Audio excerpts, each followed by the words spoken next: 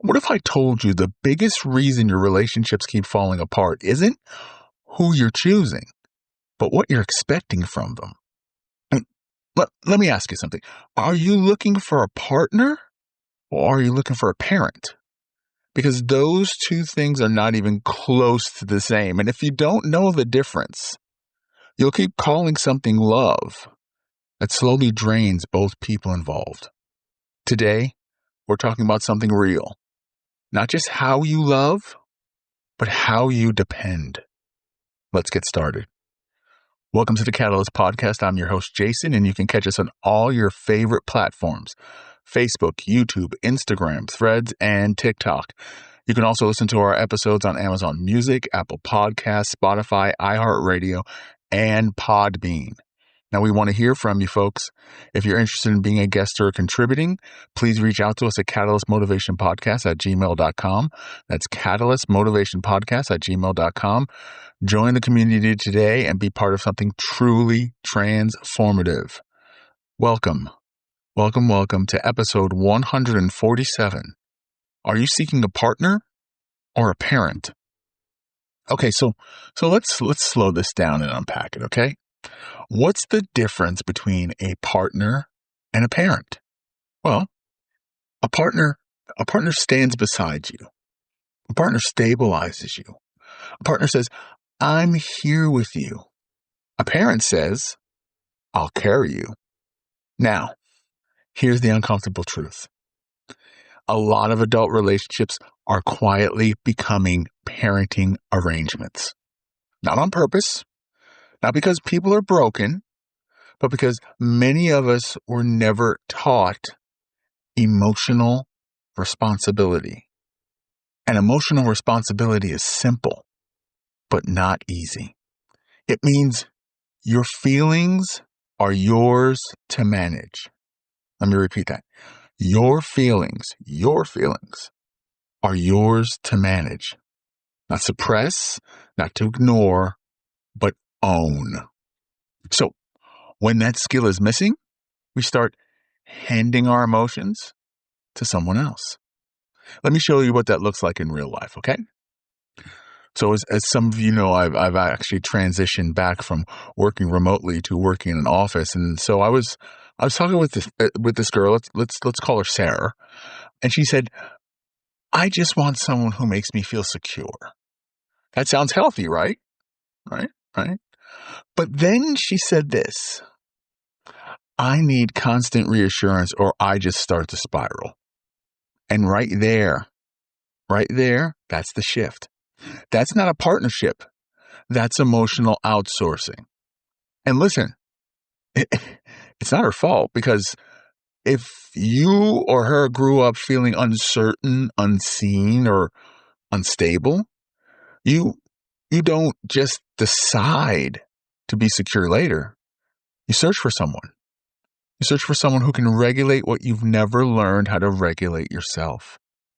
But now here's where things start to get heavy, because there's a word for this pattern: codependency. And at its core, it looks like this, right? You sacrifice your need. You overgive. You need someone else to feel okay. Here's the trap. You don't feel loved unless someone is regulating you, and you don't feel stable unless someone is steadying you. And suddenly, you're not in a relationship. You're in emotional survival. And let's be honest for a second.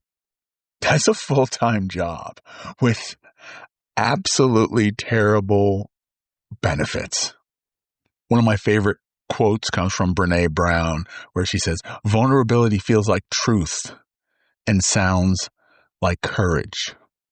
But here's what people miss. Vulnerability isn't saying, "Take care of me." It's saying, "This is how I feel, and I'm responsible for what I do with it." That's the difference. That's the difference between connection and dependency. Does that make sense? Okay, well now let's flip the lens for a second, okay? I have a friend. Let's call him Mike. Right, good guy, always supportive. But one night he said, "You know, I feel like I'm always the strong one. I have to hold everything together." And you can hear it, the exhaustion, right? Because when one person needs to be a parent, or when one person needs a parent, the other person becomes one. And nobody signs up for that. Nobody. Unfortunately, I've taken that trip a few too many times. And it's one of the things that I'm working on avoiding. Because you sign up for a relationship. You don't sign up to become a parent. You're not there for that. You're there for a partner. You're there for someone who's going to be your peace and not your problem. Right? I mean, no one wakes up thinking, today I hope to get emotionally raised, by an adult, or I'm going to wake up today feeling like, hey, today's my day to be a babysitter, right? No one does that, but it happens. It happens slowly. So the question we have to ask is, why do we keep repeating this pattern? I mean, like, we see it's not healthy. It's not working for us. Why do we do it? Well, simple, because what feels familiar feels safe, even when it's not. I mean, if love used to feel like unpredictable, conditional, something you had to earn, then your brain learns that's what love is. So you recreate it, not consciously, but emotionally. Listen, you're not broken. Okay? You're not broken. It's a pattern, and you've been patterned. And here's something I really want you to hear. You can want a partner, but you can behave in a way that asks for a parent. And that, folks, that is misalignment. Absolute misalignment. So we want to break away. We want to be different. We want to take that step forward. We know we're in anger or shame or pain, but we're going to step anyway. We're going to step into the unknown. So the question is, and it's what I've been asking, what does a healthy relationship actually look like? And what is it? And, what are the signs? Like, how can I find it? Am I in one now? And I'm the one self-sabotaging? I mean, what is it? What does it look like? Well, a healthy partner listens without trying to fix you, supports you without trying to control you, loves you without trying to rescue you. And you feel your emotions. You understand your triggers. You communicate without blame. Because emotional responsibility doesn't say, I don't need anyone. It says, I'm responsible for me. And I choose you. I choose you. So, what the fuck do we do now, right? Right? So, what do you actually do with this, right? Okay, so here's an actionable exercise. No, I always give you one. So here's one, something simple that you can try today. It's called pause and translate. All right. It's called the pause and translate method. All right. If you're ready, get your notes and sticky notes and pens and papers and all that kind of stuff. Get ready, because here we go. Okay. So the next time you feel triggered, right, what I want you to do is this. You need to pause. You need to pause and you need to ask yourself, what am I feeling right now? All right. Step away, give yourself a moment and ask yourself, what am I feeling right now? Step 2, instead of you made me feel this. Say, I felt this and it triggered something in me. Right? Translate how you talk to yourself in a softer tone. I felt this and it triggered something inside of me. Okay. Step 3, take ownership.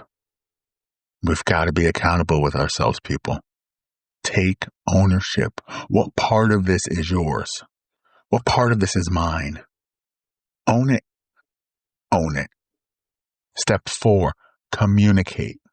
Communicate clearly, communicate calmly, and do not blame. The fear of being in that much control is palpable because it has to deal with accountability.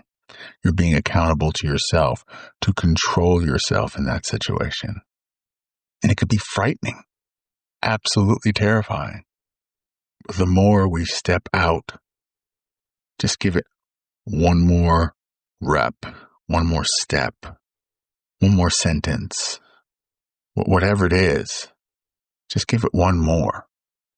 Communicate calmly, clearly, and do not blame. All right, folks, there you go. So do this for me. Tonight, ask yourself, where am I expecting someone else to do emotional work that I need to learn to do for myself? Let me repeat that. Where am I expecting someone else to do emotional work that I need to learn to do myself? Sit with that. Think about it, right? Let us know what your thoughts are on it. You can email us at catalystmotivationpodcast@gmail.com. That's catalystmotivationpodcast@gmail.com. Let us know what your thoughts are. We'd really love to hear from you, all right? So let's wrap this baby up, shall we? All right. Well, a partner will walk with you. A parent will carry you. And the quality of your relationships depend on which one you're asking for. So with that being said, I want to say thank you so much for listening to the Catalyst Motivation Podcast. If this episode hit home, share it with someone who might need that reminder that they're not alone. And as always, keep showing up because the world needs you. Please like and subscribe to our podcast for even more motivational content. Follow us on Facebook, YouTube, Instagram, Threads, and TikTok for even more inspiration. And don't forget, I wrote a book. Yep.